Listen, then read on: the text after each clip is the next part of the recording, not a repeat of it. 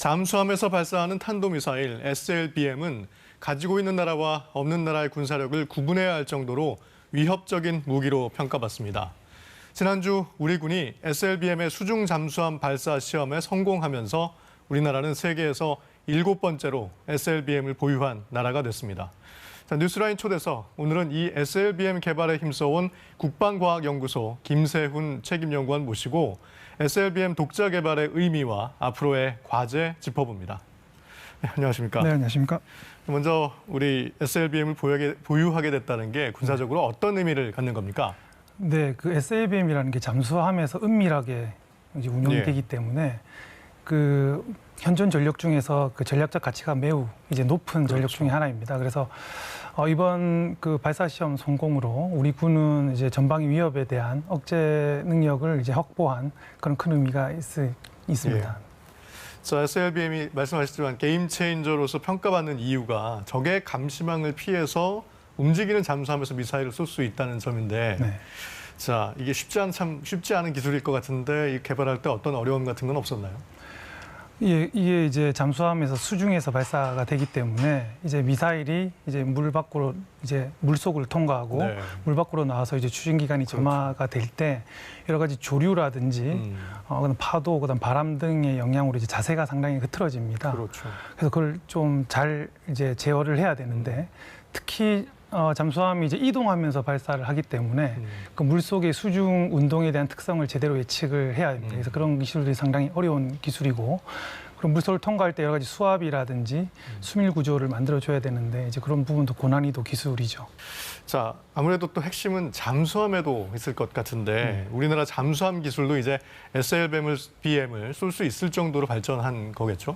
네, 이게 이제 SLBM이라는 것이 미사일을 명칭하지만 그 이제 잠수함 기술이 없으면 SLBM을 제대로 운용을 하기가 상당히 어렵습니다. 특히 SLBM을 이제 발사하려면 수직 발사관이 있어야 되기 때문에 그 정도 이제 규모나 크기가 이제 있어야 되고, 이게 어차피 생존성을 이제 최고로 높이는 그런 무기체계다 보니까 이제 오랫동안 자망을 하는 기술이라든지 기본적인 잠수함 기술과 함께 그리고 정확하게 표적을 이제 타격하기 위해서는 그다음에 이제 그 잠수함의 어떤 정확한 위치 정보라든지 이런 것들은 이제 SLBM에 이제 넣어주고 발사를 해야 되는 그런 연동 기술, 체계 통합 기술이라든지 이런 기술들이 상당히 이제 잠수함 기술도 어느 정도 성숙해야 SLBM을 제대로 개발하고 운용할 수 있습니다. 그래서 이번에 도산 안창호함에서 시험 발사에 성공했는데 이 도산 안창호함이 취역한 게 지난 8월이었으니까 취역하고 한 달 만에 SLBM 발사 시험을 성공한 거네요. 네. 그 일단 군 이제 전력 증강 계획에 따라서 잠수함 개발 계획과 그리고 이제 SLBM 개발이 이제 잘 병행해서 진행이 되었기 때문에 짧은 이제 취역 기간 이후에 바로 시험이 가능했다고 저는 생각하고, 그리고 저희가 사실은 그 SLBM 개발자로서 상당히 그 첫 번째 그 잠수함 발사 시험에 상당히 부담이 있었습니다. 물론 그 잠수함 발사를 하기 전에 지상 시험이라든지 뭐 수조 시험이라든지 그다음에 뭐 바다에서 시험 등을 많이 이제 저희가 검증을 했지만 그럼에도 불구하고 상당히 이제 가슴 졸인 시험이었습니다. 근데 자, 이번에 우리 군의 다양한 미사일도 함께 공개가 됐던데요. 지금 화면으로 보시는 미사일들인데, 자, 우리 미사일 전력 어느 수준까지 왔다고 볼 수 있겠습니까? 장거리 공대지 미사일은 이제 다른 나라 유사 체계에 비해서 스텔스 성능이라든지 사거리 성능을 상당히 향상시켜서 지금 개발을 하고 있는데, 향후 이제 체계 개발이 잘 완료가 되면 KF-21에 탑재가 됐을 때 이제 우리 군의 어떤 전략적 작전 수행 능력이 상당히 높아질 것이고, 이제 더불어서 같이 공개된 영상 중에서 많은 분들이 이제 관심을 가지시는 게 이제 초음속 순항 미사일입니다. 그래서 초음속 순항 미사일이면 이제 한 2에서 3 정도의 그 음속의 2배, 3배의 속도로 상당히 빠른 순항 속도를 가지고 있기 때문에 상대방 측이 대응하기가 상당히 어렵습니다. 한미 미사일 지침이 이제 완전히 해제됐지 않습니까? 그래서 미사일 사거리나 탄도 중량이 이제 제한이 없어진 건데 이제 결국 그 해제된 지 4개월 정도 지났습니다. 근데 그러면서 이제 SLBM 보유국이라는 성과도 이뤄낸 거고요.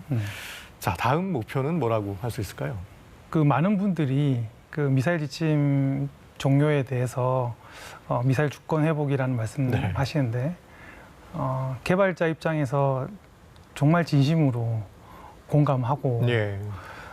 이제 우리 스스로 우리 능력으로 우리 나라와 이제 영토를 지킬 수 있는 환경이 되었기 때문에 뭐 언제든지 군 요구에 따라서 저희는 준비가 되어 있고 미사일 분야뿐만 아니라 향후에 이제 그 국방 우주 분야에서도 아마 가까운 미래에 우리가 지구 저궤도에 감시정찰 위성이라든지 네. 또는 민과 군이 함께 쓸 수 있는 그 뭐 소형 통신위성 등에 대한 수요가 폭발적으로 아마 증가할 것으로 예상하는데 그런 것들이 향후 이제 선진국처럼 민간 주도로 아마 가게 되면 우리나라 새로운 어떤 그 국방 우주 산업에 대한 성장 동력 그 생태계가 이제 이루어질 거로 상당히 기대가 큽니다. 제한이 사라졌으니까 그야말로 어떻게 보면 신성장 동력이 될 수도 있겠네요. 네네네. 네, 지금까지 김세훈 국방과학연구소 책임 연구원이었습니다.